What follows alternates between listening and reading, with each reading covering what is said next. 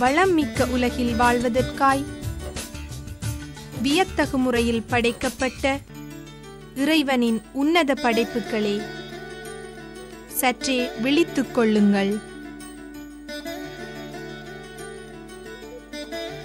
சாதனை புரிவதற்காகவும் சரித்திரம் படைப்பதற்காகவும் தடைக்கற்களை படிக்கற்களாக மாற்றக்கூடிய உயர்நிலையில் படைக்கப்பட்டவர்கள் நாங்கள் மட்டும்தான். எம்மிலும் பல்வேறு விதமான மனிதர்கள் இருக்கின்றோம். உடலால் உள்ளத்தால் நிறைவான மனிதர்கள், சிறந்த நுண்ணறிவுமிக்க மனிதர்கள், பல்வேறு ஆற்றல்களை வெளிப்படுத்தும் மனிதர்கள், முயற்சி இல்லாத மனிதர்கள், முயன்று வெல்லத் துடிக்கும் மனிதர்கள், படைப்பாற்றல் மிக்க மனிதர்கள், உடல் நலனால் இயலாமை உள்ள மனிதர்கள். இவ்வாறான மனிதர்களுள் விசேட தேவைக்குட்பட்ட மனிதர்கள் என்று நாம் குறிப்பிடும் மனிதர்கள் பற்றி சிந்திப்போம். இயலாமை என்பது எம் உடலில் உள்ளதல்ல, மாறாக மனம் உருவாக்கிக் கொள்வதே இயலாமை என்ற போர்வை.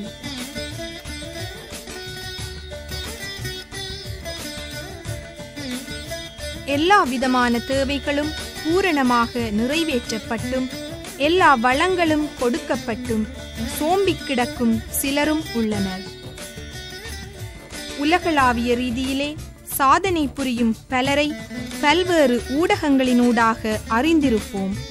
பாராட்டிவிட்டு அவர்களைப் போல இல்லாது போய்விட்டேனே என ஏங்கியிருப்போம். அவர்கள் போல் வர வேண்டும் என்ற கற்பனையோடு மட்டும் வாழ்ந்து கொண்டிருப்போம். உடலால் குறை ஏதும் இல்லாத மனிதர்கள் சோம்பி கிடக்க தம் குறைகளை தூக்கி தூரப் போட்டுவிட்டு துணிவுடனே வெற்றி நடை போட்டுக் கொண்டிருக்கும் உன்னத படைப்புகள் இவர்களே. கிடைத்த வளங்களை பயன்படுத்தி இயன்றவரை முன்னேறிக்கொண்டே இருக்கின்றார்கள். எமக்காக அளவேண்டாம், எமை கண்டு அனுதாபம் தர வேண்டாம், எமை மதித்தால் போதும் உபகாரம். சிறு வயதிலே பார்வையில்லை என்ற காரணத்தினால் பாடசாலைக்கு போகவில்லை. நான் ஏன் பாடசாலைக்கு போகவில்லை, என்னால் ஏன் போக முடியவில்லை என்று அறிய முடியாதிருந்தது. ஏனென்றால் எனக்கு பார்வையில்லை என்பது எனக்கே தெரியாமல் இருந்தது. அதனால் நாங்கள் ஏனிய கண்டறியாதுன்ற புள்ள மாதிரியே இல்லை, ஒரு கண்டறிஞ்ச பிள்ளைய மாதிரியே நாங்கள் வளர்த்து கொண்டு வந்தோம்.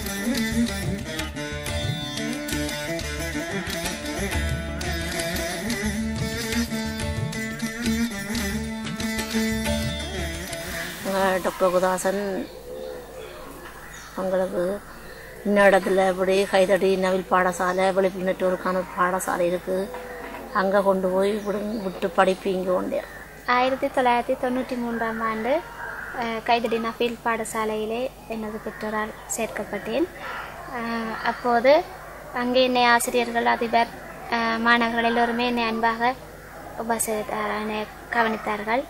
பிரெயில் எழுத்துக்களை பழகி கொண்டேன். அப்போதுதான் எனக்கு பார்வை இல்லை என்ற விடயம் தெரிந்தது. நான் படித்து நல்லா வருவேன், உங்களை எல்லாரையும் நல்லா பார்ப்பேன் என்று சொல்லி அப்போது சின்ன வயதிலேயே நான் எனது தந்தையாரிடம் சொல்லியிருந்தேன். நாட்களில் நான் கைதடி பாடசாலைக்கு கொண்டு போகும்பொழுது நினைத்தேன், இந்த பிள்ளை என்னென்னு இங்கே நான் விட்டுட்டு போவோம் உண்டு சொன்னால் அவ்வளவு செல்லமாக கைக்க வச்சு வளர்த்துட்டோம், விட்டுட்டு போக இல்லாது. அங்கே போகும்போது நான் அங்கே அதிகமான கண் தெரியாத பிள்ளைகளை அங்கே அந்த பாடசாலை வளாகத்தில் கண்டேன். ஆணைக்கு என்னோட பிள்ளை மாத்திரம்தான் கண் தெரியாத பிள்ளை என்ற ஒரு என்னுடைய அறியாமை அந்த நேரம் நீங்கினது. அங்கேயும் அதிகமான கண் தெரியாத பிள்ளைகள் இருக்கிறார்கள் என்று சொல்லி பெற்றோரை நான் நன்றாக பார்க்க வேண்டும். என் நிமித்தமாக அவர்கள் எந்த ஒரு கவலையும் படக்கூடாது, எந்த ஒரு மன கஷ்டங்களுக்கையும் அவர்கள் உள்ளாகக்கூடாது என்றதை நினைத்து நான் மிக ஊக்கமாக கல்வி கற்று தற்போது யாழ்ப்பாணம் பல்கலைக்கழகத்திலே கலைப்பிரிவில் 2ஆம் வருடத்தில் கல்வி கற்றுக்கொண்டிருக்கின்றேன். நினைத்ததற்கும் எதிர்பார்த்ததற்கும் வித்தியாசமாகவே எனது பல்கலைக்கழக வாழ்க்கை அமைந்தது. என்னோடு தாமாகவே முன்வந்து கதைப்பார்கள். என்ன உதவி தேவையானாலும் தங்களை கேட்கும்படி சொன்னார்கள். அப்போது எனக்கு சந்தோஷமாக இருந்தது. இந்த பிள்ளைகள் என்னை ஏற்றுக்கொண்டார்கள் என்று சொல்லி அதிக நண்பர்களை எனதாக்கி கொண்டேன். நான் சாதாரண பிள்ளைகளோடு தான் தெல்லிப்பளை யூனியன் கல்லூரியில் கல்வி கற்று வந்தேன். அப்போது எனக்கு புத்தகங்களை வாசிப்பது மற்றும் ஏனைய மாணவர்களோடு சமனாக நானும் நல்ல பெறுகளை பெற்றுக்கொள்வதற்கு மிகவும் கடினமாக இருந்தது. ஆனால் எமது இல்லமாகிய வாழ்வகத்திலிருந்து எமக்கு உதவி ஆசிரியர்களை நியமித்திருந்தார்கள். அந்த ஆசிரியர்களின் உதவியோடு நான் பாடசாலையிலே எனது கல்வியை மேற்கொண்டு வந்தேன். அந்த ஆசிரியர்கள் புத்தகங்களை வாசித்து விடுவார்கள். பிரெயில் மொழி அல்லாத சாதாரண மாணவர்கள் எழுதுவது போன்று எழுதி அதனை ஆசிரியர்களிடம் கொடுத்து எனக்கு ஏனைய பிள்ளைகளோடு நானும் பெறுபேற்றுகளை பெற்றுக்கொள்ள அந்த ஆசிரியர்கள் எனக்கு உதவி செய்தார்கள். அவர்கள் 2ஆம் ஆண்டுக்குரிய கற்பித்தலை கற்பித்தால் நான் அதைவிட கூடுதலான கற்பித்தல் பகுதிகளை எங்களுடைய குடும்பத்தில் என்னுடைய சகோதரர்களும் படித்திருந்தபடினால் நாங்கள் அதிகமாக மேற்கொண்டோம். ப்ரமோஷன் எல்லாம் எடுத்து கைதறி பாடசாலையிலேயே அவர் 2 வருட ப்ரமோஷனிலே 4 வகுப்புகளை தாண்டி வரக்கூடியதாக இருந்தது. நான் கொடுத்து வச்ச பிள்ளை தான் அம்மா அப்பா அப்படி கிடைக்கிறதுக்கு எனக்கு ஒரு மனக்குறையாக இருந்தது. இப்போது வரைவுகள் மற்றும் கைவேலை அதுகள் செய்கின்ற போது நான் அதை செய்து கொடுப்பதில்லை. அது எனக்கு மிகவும் ஒரு சவாலாக இருந்தது.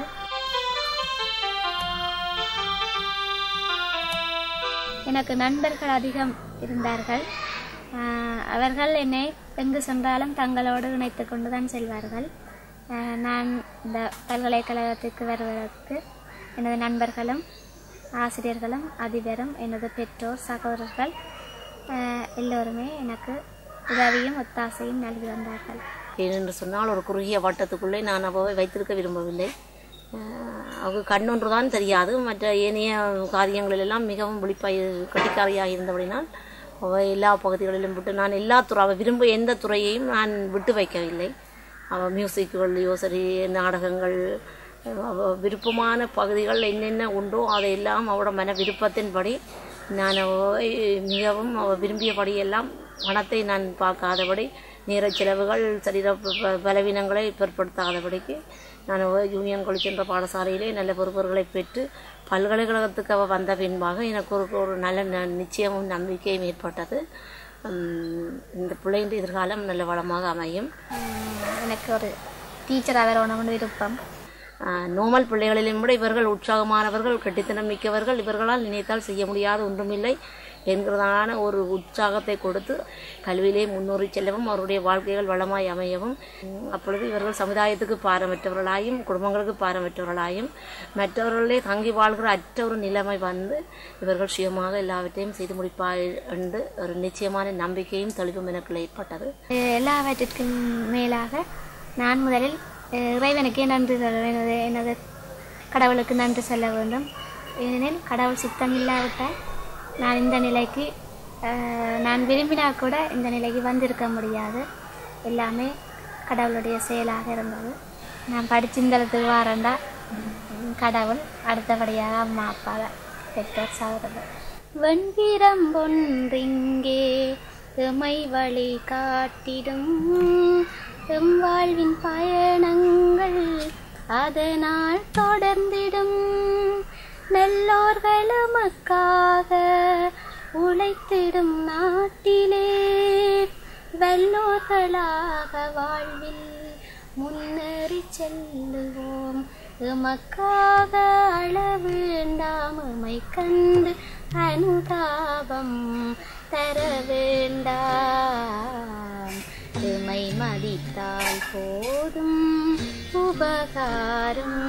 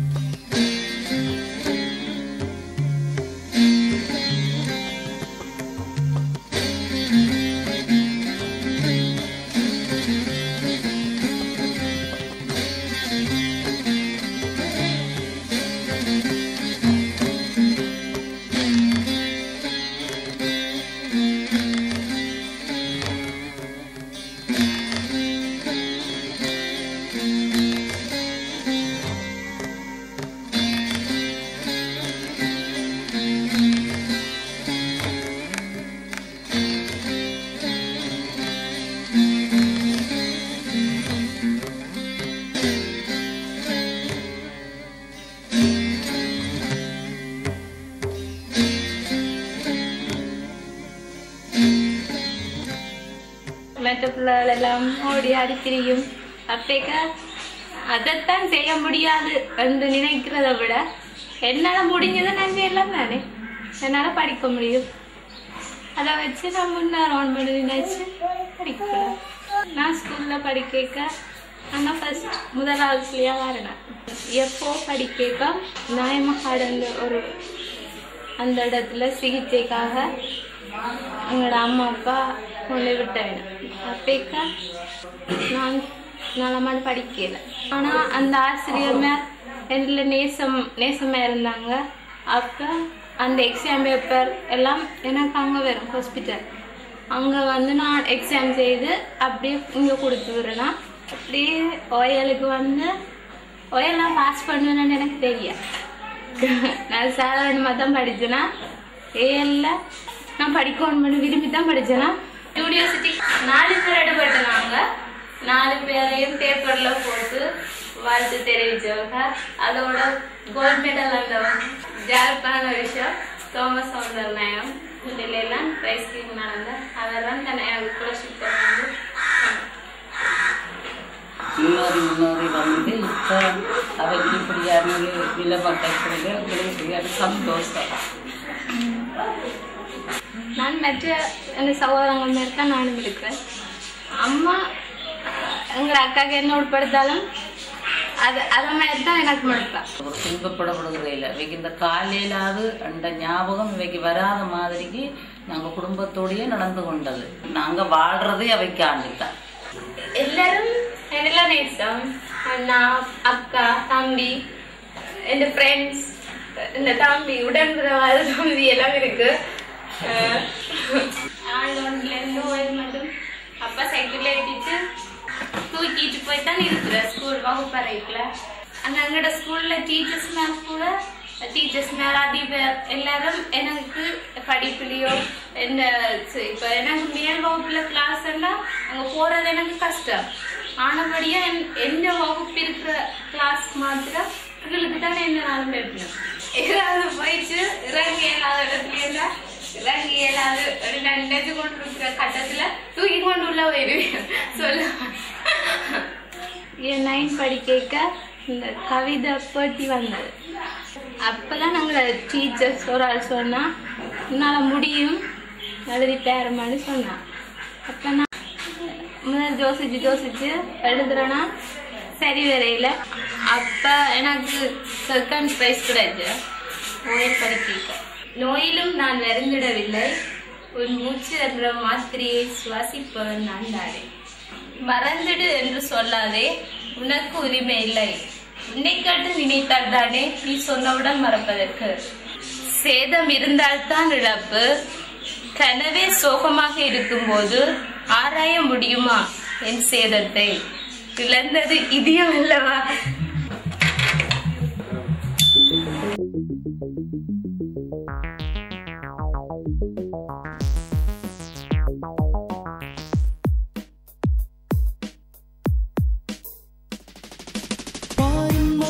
நாம் என்போம், தமிழ் தாயின் மைந்தர் நாம் என்போம். அடிமை வாழ்வில் இணை மறப்போம், மண்ணில் புதுமை புரிவோம், புகழ் பெறுவோம்.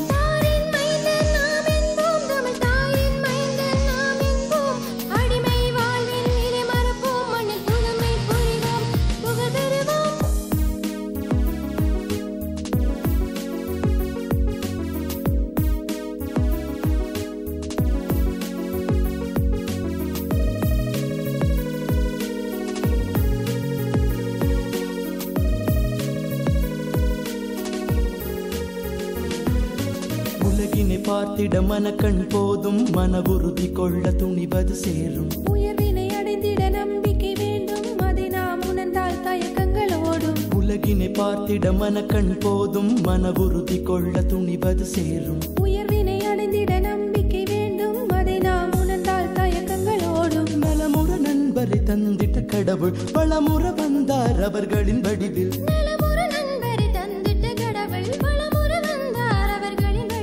உளமுற ஊக்கமும் ஊட்டியை உயர்த்தி என்றும் உதவிடும் கரமாய் உலகில் நின்றார். தாயின் மைந்தர் நாம் என்போம், தமிழ் தாயின் மைந்தர் நாம் என்போம். அடிமை வாழ்வில் இணை மறப்போம், மண்ணில் புகழ் பெறுவோம். பாரின் மைந்தர் நாம் என்போம், தமிழ் தாயின் மைந்தர் நாம் என்போம். அடிமை வாழ்வின் நிலை மறப்போம், மண்ணில் புதுமை புரிவோம், புகழ் பெறுவோம்.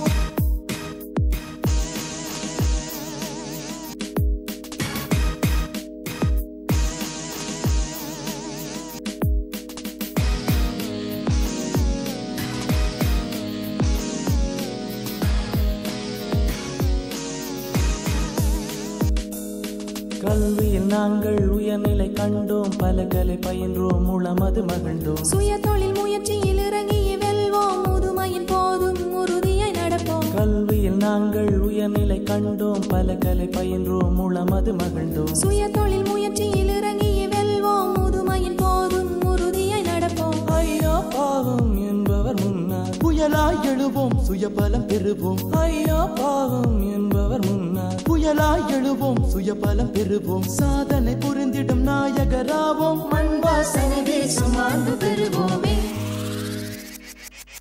பாரின் மைந்தர் நாம் என்போம், தமிழ் தாயின் மைந்தர் நாம் என்போம்.